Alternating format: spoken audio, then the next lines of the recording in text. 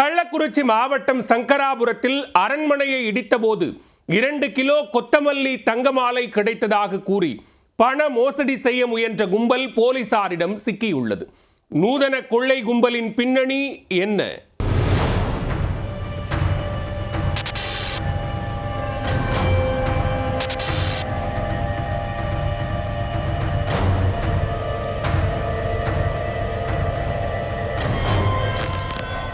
கள்ளக்குறிச்சி மாவட்டம் சங்கராபுரம் பேருந்து நிலையத்தில் காய்கனி கடை வைத்து நடத்தி வருபவர் பார்த்திபன்.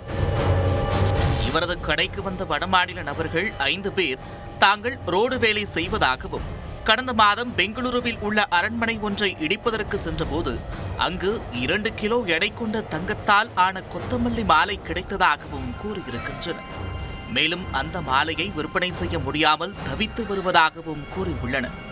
தங்களுக்கு வேண்டுமென்றால் மாலையிலிருந்து ஒரு பகுதியை வெட்டி எடுத்து சரிபார்த்துவிட்டு வாங்கிக் கொள்ளுங்கள் என்று கூறியதாக தெரிகிறது. இதனால் சந்தேகமடைந்த பார்த்திபன் உடனடியாக அவர்கள் 5 பேரையும் அவர்கள் வசிக்கும் முகவரியை கூறுமாறு கேட்டுள்ளார். 5 பேரும் வேறு வேறு முகவரிகளை கூற பார்த்திபனுக்கு சந்தேகம் வலுத்துள்ளது. உடனே உஷாரான வடமாநிலத்தவர்கள் உடனடியாக அங்கிருந்து தப்பிக்க முயன்றுள்ளனர்.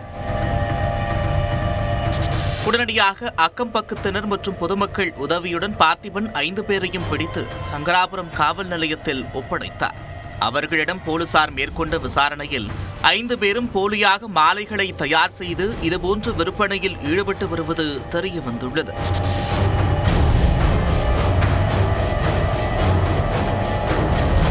பிடிபட்ட வீரு, பாலு, கல்வா, சத்வா, லட்சுமி ஆகிய 5 பேரையும் போலீசார் கைது செய்து சிறையில் அடைத்தனர். இதேபோல அண்மையில் சென்னை தாம்பரம் அருகே ஒரு கும்பல் பண மோசடியில் ஈடுபட்டது. அதில் சிக்கிய குற்றவாளிகள் தங்களைப் போல 20க்கும் மேற்பட்ட கும்பல் தமிழகத்திற்குள் களமிறங்கியிருப்பதாக போலீசாரிடம் கூறியிருக்கின்றனர். இந்த கும்பலைச் சேர்ந்தவர்கள்தான் இவர்களா என்பது குறித்து போலீசார் விசாரித்து வருகின்றனர். தங்கப் புதையல் கதை கூறி பணம் கேட்கும் இவர்களை போன்ற நபர்களிடம் உஷாராக இருக்குமாறு போலீசார் பொதுமக்களை எச்சரித்திருக்கின்றனர்.